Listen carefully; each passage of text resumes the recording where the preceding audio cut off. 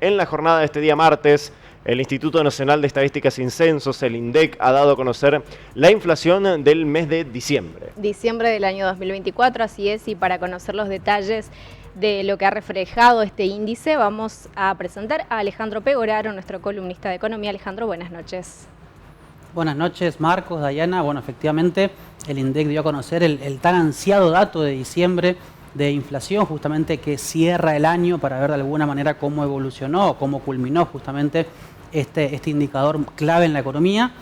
Se esperaba, el mercado, digamos, las consultoras privadas proyectaban una inflación entre el 2,5 y 2,7, finalmente fue de 2,7 la inflación a nivel nacional, en línea justamente con las proyecciones privadas, y generó que el cierre del año 2024 termine con 117,8% de inflación en la Argentina, un número que por supuesto es muy alto comparado con cualquier país del mundo, sigue siendo un número abismal. Sin embargo, obviamente que cuando uno lo compara respecto a lo que había sido el 2023, bueno, la baja es muy significativa, es prácticamente 93, 94 puntos porcentuales de diferencia respecto a aquel 211 con el que había cerrado el año 2023 y por lo tanto, bueno, ratifica nuevamente un sendero de desinflación. Si bien hubo un pequeño rebote, ustedes recordarán que en noviembre la inflación fue del 2,4, ahora fue del 2,7, era esperado, no sorprende todavía obviamente, y de alguna manera ahora el desafío es cómo arrancar el 2025 en un año en donde el mercado, según las expectativas que tiene, que todos se recopilan en un documento del Banco Central, están viendo que la inflación podría terminar este año en torno al 30% o un poco más, así que obviamente eso implicaría continuar muy fuerte con el sendero de desinflación. Ahora, vamos a comparar un poco muy rápidamente lo que fueron los últimos 10 años en Argentina. Le pedimos a la producción la primera plaquita que preparamos para ver justamente un poco de dónde venimos, no solamente con el 2023, sino también con todos los años previos. En la Argentina hay de alguna manera una costumbre, una cultura inflacionaria, lamentablemente, y en todos los años que hemos atravesado de la última década no pudimos tener nunca una inflación por debajo del 20% anual, lo que ya nos pone obviamente en un lugar en el mundo bastante particular porque no sucede esto en los principales países del mundo, pero obviamente que la clave está justamente en un sendero que fue al alza entre el 2020 y el 2023, tocando ese pico del 211,4% del año 2023 y una baja muy importante este año, pero que aún con esa baja tan significativa, igual se posiciona como el segundo peor año de los últimos 10 en la Argentina, por lo que el desafío, de alguna manera el camino todavía sigue siendo largo para poder llegar a niveles medianamente normales con el promedio nacional, ¿no? Así que esto ocurrió a nivel país, el dato consolidado nacional. Vamos a ver qué pasó en la región del NEA y en el Gran Resistencia, que también hoy se conocieron los datos del cierre del año. Vamos a ver ahí las franjas azules que están viendo es la región del NEA, la verde es el Gran Resistencia. Ambos mostraron un comportamiento similar al total nacional. En el 2023 el NEA cerró con 219,5% de inflación, mientras que el aglomerado chaqueño con 221 y se redujo en el 2024 a 103,9 para el NEA y 101,3 para el Gran Resistencia, por lo que, como decíamos, siguieron un mismo camino tendiente a la desaceleración inflacionaria, ¿no? Y hay una particularidad en estos dos lugares de nuestra región, ¿no? La región consolidada y el aglomerado nuestro chaqueño, que en ambos casos en la división, el rubro que tuvo el mayor incremento de precios en todo el año 2024 fue el de vivienda y servicios públicos, que a nivel regional creció 233% en el 2024, es decir, más de 100 puntos porcentuales por encima del nivel general de ese 103,9 que decíamos antes, y lo mismo para el caso chaqueño, donde vivienda y servicios públicos, entiéndase tarifa de agua, tarifa de luz, la garrafa de gas, entre otras cosas, creció 233% aquí en el Chaco, como decíamos, frente a un 101,3 que fue la inflación general del aglomerado. También nuevamente más de 120 puntos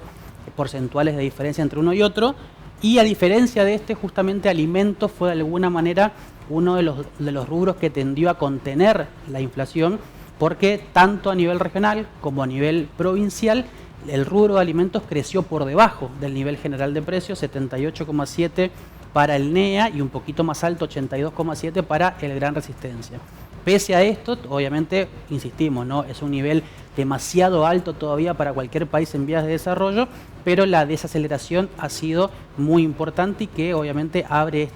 este horizonte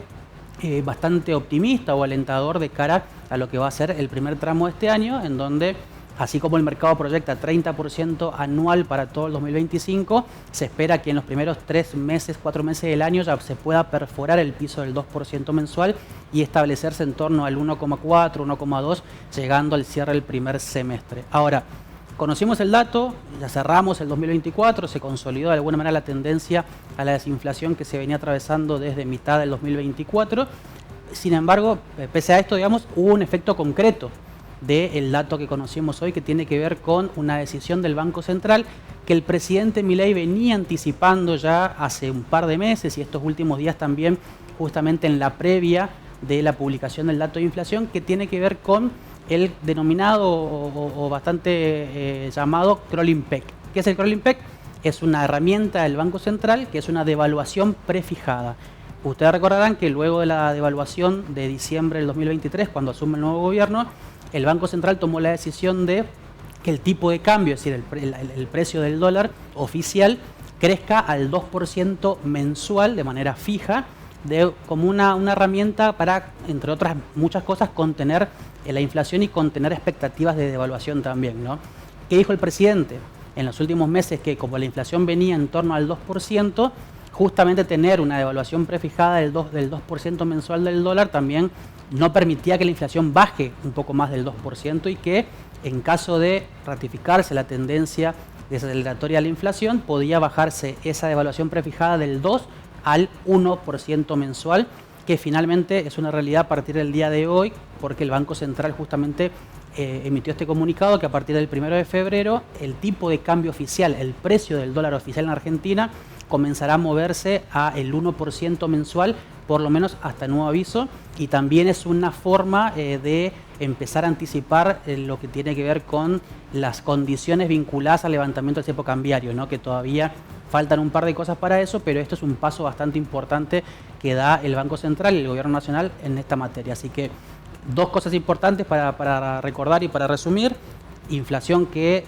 desaceleró muy fuerte respecto al 2023, aún en niveles muy altos y por lo tanto hay mucho todavía por bajar, y el efecto inmediato del dato conocido hoy, que es justamente que el dólar va a empezar a devaluarse de manera fija por el Banco Central al 1% mensual y no al 2% como se venía viendo en todo el 2024. Así que volvemos con ustedes en el piso. Alejandro, la pregunta es, bueno, a medida de o a consecuencia, mejor dicho, de esta desaceleración de la inflación, ¿se ve un peso más fortalecido hoy en día? Digo, porque el gobierno nacional anunció que la moneda del peso argentino ha sido de las más fortalecidas a nivel mundial durante este 24. ¿Tiene un poco que ver con esto, con la confianza, con la desaceleración de la inflación, con esta devaluación que ha permitido del 2 al 1%? Bueno, la inflación obviamente que tuvo papel fundamental. Es cierto, como vos mencionabas, Marcos, que en un ranking que elaboran entidades internacionales, el peso fue una de las monedas que más se apreció durante todo el 2024. La cuestión inflacionaria tiene mucho que ver, pero también tiene que ver el hecho de que, si bien el tipo de cambio se movió a este 2% mensual durante todo el año pasado, también los dólares paralelos se movieron primero en un ritmo bastante moderado y después, como ustedes recordarán, en el último tramo del 2024 empezaron a caer en sus cotizaciones, la brecha cambiaria empezó a ser cada vez más chica y el dólar fue quedando medianamente atrasado respecto a el tipo de cambio real, como se le conoce, no es decir, el valor del dólar, sino lo ajusta por inflación. Cuando vos tenés un dólar bastante pisado, bastante planchado y depreciado, obviamente que el peso cobra una fuerza muy particular. Inflación tuvo mucho que ver, eso está claro, pero también tuvo que ver lo que te decía antes respecto a un dólar oficial que tiene una conducta previsible y un dólar paralelo, o unos dólares paralelos, porque son varios, que se movieron más tendiendo a la baja que a la disparada cambiaria, y eso generó también que la brecha cambiaria hoy esté en torno al 10% promedio, bastante más chica de lo que se veía quizás, por ejemplo, en diciembre del 2023, previo a la devaluación, cuando la brecha estaba por encima del 100%. Claro.